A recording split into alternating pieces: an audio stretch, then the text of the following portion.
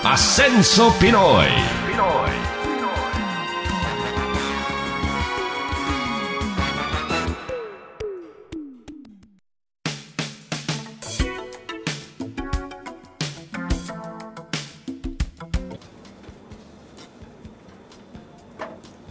Magandang araw mga kaibigan.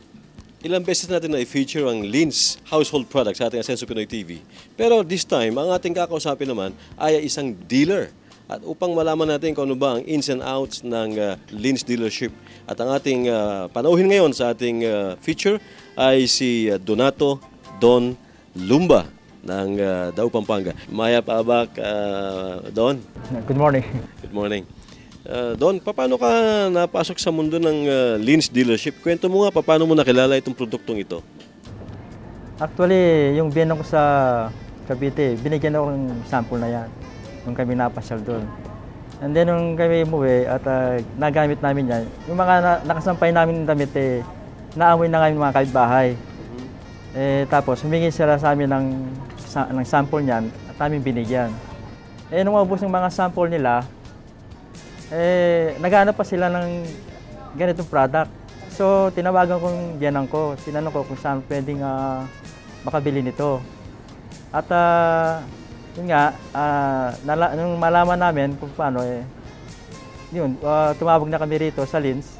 Don, magkano ang puhunan na sinabi sa'yo para makapagsimula ka maging dealer ng Lin's products?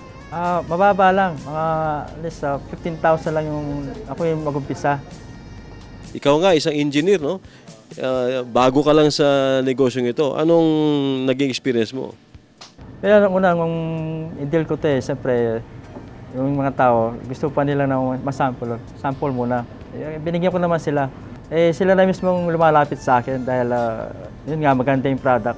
And then sa mga laundry shop, ang mga pinupuntahan ko rin, binibigyan ko sila ng sample. Kaya yun, dumami yung mga customer ko.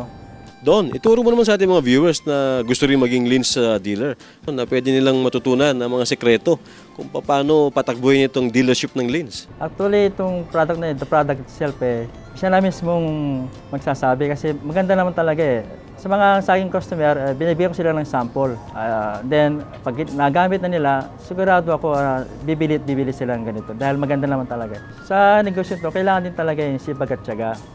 At kailangan dedicated ka rin sa negosyo to. Okay, Don, lastly, ang iyong mensahe sa ating mga kababayan na nanonood sa atin ngayon. Pwede mong kausapin ang ating mga kabalen, Don. Mga kabalen, ayun na yung masating negosyo. Bukod king mura na, makasigurado ko pang quality. Kasi ano pa yung gamitin nyo ka rin, sigurado ko na aburi. Sana subukan niya, bayang aburi. Mag-dealer na rin kayo ng Lin's. Tawagan nyo lang si Mr. Hir Sariola sa mga numero naka-plus sa TV.